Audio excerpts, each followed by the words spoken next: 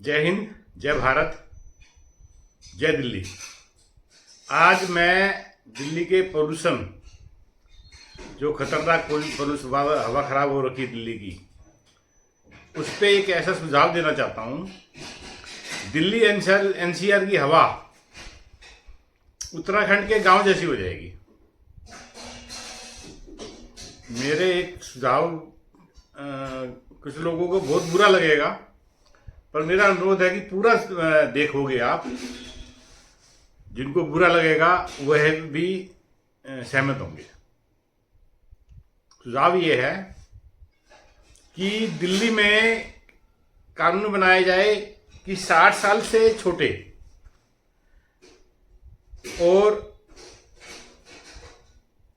60 साल से छोटे को कार चलाना, कैब में चलना अलाउड ही नहीं हो, उन पे बैन लगा दिया जाए। मतलब 60 साल से बड़े ही कार या कैब में चलेंगे, या कोई अपाहिज है, कोई बीमार है ज़्यादा, वह कोई प्रेग्नेंट है, वह कार में चल सकते हैं। कार का मतलब उसमें कैब भी आ जाती है। बुरा लगेगा ये उनको लगेगा दिल्ली कैसे चलेगी, जीवन कैसे चलेगा। पर आगे जो मैं सुझाव दे रहा हूं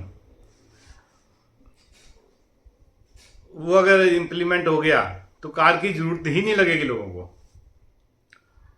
उसमें सबसे पहले तो 2-3-4 बड़ी प्राइवेट कंपनियों की बसें चलानी पड़ेंगी दिल्ली में। सरकारी ये सस्ती वाली बसें चल रही हैं, चलती रहें, मुफ्त वाली या सस्ती वाली। बड़ी प्राइवेट कंपनियों की बसें चलानी पड़ेंगी ताकि जिससे middle class, upper middle class और अपर क्लास जो सरकारी बसों में नहीं बैठता है वो उसमें बैठेगा।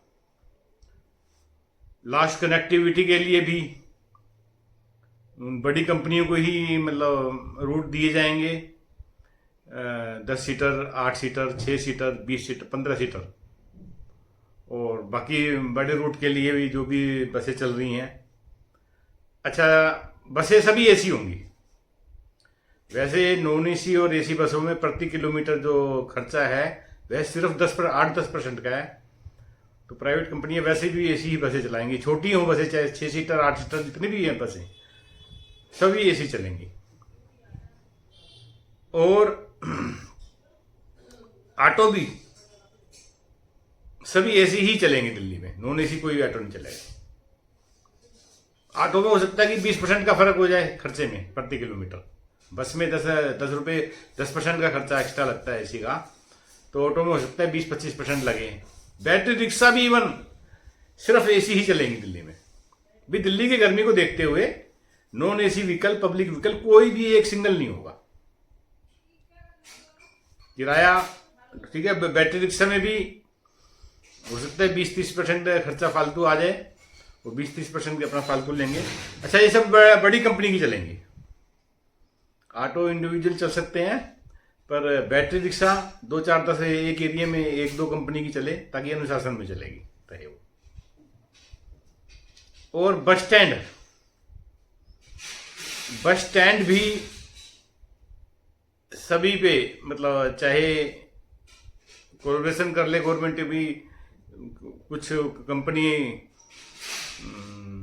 1-2 छोटा सा शॉपिंग एरिया दे के उनको 10 स्क्वायर फुट का, 100 स्क्वायर फुट का बस स्टैंड पे दुकान दे के कई प्राइवेट कंपनियां फ्री में भी एसी वेटिंग रूम बना सकती है।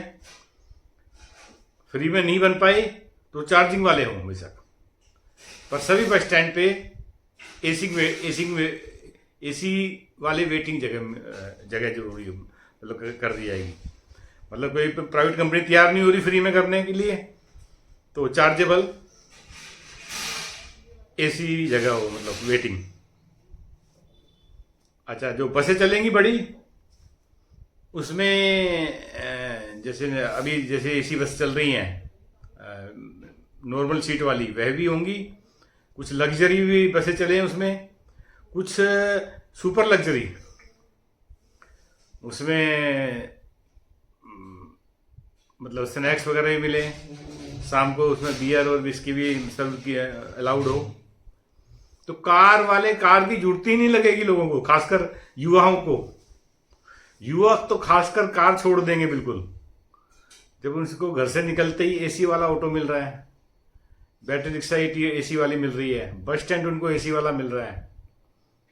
और जब दिल्ली से 90% 80% कार कम हो जाएगी तो प्रीत विहार से बस चलेगी, अगर सवारी फुल हो गई सीधी गुड़गांव जाएगी, ज़्यादा ज़्यादा 20 या 25 मिनट में।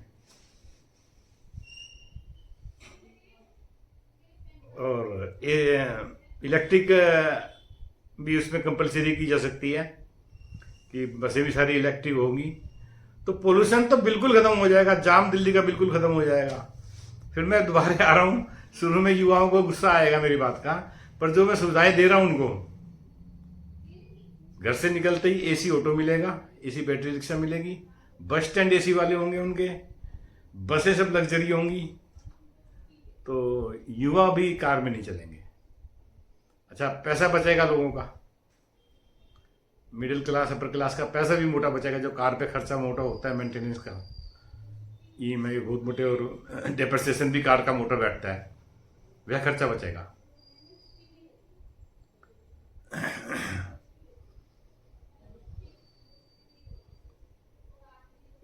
सुझाव पसंद आए तो वायरल करें, कमेंट कुछ बुरे भी आ सकते हैं इसमें, कार की हैबिट पड़ चुकी है। अच्छा, एक चीज़ और बोलना चाहूँगा, जो मतलब काफ़ी बड़े अमीर हैं, जो 200 करोड़ के मालिक हैं, उन पे ये किया जा सकता है कि लिमिटेड कारें दिल्ली में, कि भाई 10,000 रुपये महीना या 20,000 रुपये महीना या 30,000 रुपये महीना टैक्स दे के कार रख सकते हैं। जो अति अमीर हैं वो रखें, ताकि अति अमीरों को दिल्ली से बाहर नहीं करना है हमें, और उस पैसे से जो है दिल्ली में विकास करा जाए, इंफ्रास्ट्रक्चर वर्क करा जाए। अच्छा, इसमें एक और चीज़ है, जब कारें इतनी कम हो जाए, ऐसा टू व्हीलर पे भी ये किया जा सकता है, घर से 5 किलोमीटर तक टू व्हीलर अलाउड होगा, क्योंकि लंबे रूट पे जो टू व्हीलर पे चलते हैं वह भी बंद हो जाएंगे, तो पोल्यूशन में बहुत फर्क पड़ेगा। पोल्यूशन जो भी घटिया, मतलब हवा जो खराब है, मेरे विचार में 90% उसका कारण पेट्रोल डीजल है। एक बात रहेगी मेरी उसमें, दिल्ली से जब 90% कारें रोड से कम हो जाएंगी, 95% रोड से कारें स्कूटर कम हो जाएंगे,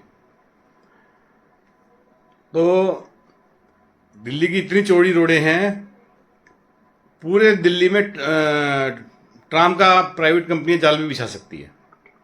ट्राम जो है यातायात का सबसे सस्ता साधन है, उसमें न तो बैटरी लगती, न मोटर लगता, न पेट्रोल डीजल लगता है, सिर्फ बिजली से चलती है डायरेक्ट। उससे बड़ी सस्ता साधन नहीं हो सकता, और न कोई उसमें कोई खंबे वंबे खड़े करने पड़ते हैं। तो ट्राम का जाल भी दिल्ली में बिछाया जा सकता है आराम से, प्राइवेट कंपनी आराम से बिछा देंगी जाल। दिल्ली में जो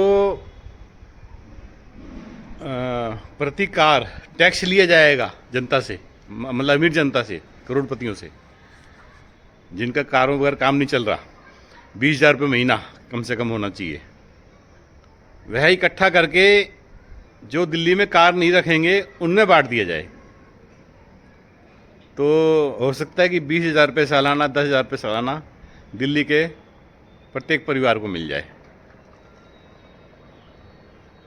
जय हिंद, जय भारत। ट्राम और बसें पूरी रात चलवाई जाएंगी, फ्रीक्वेंसी कम हो जाएगी, लेकिन ट्राम और बसें पूरी रात चलेंगी, ताकि कारों की नेसेसिटी ना रहे।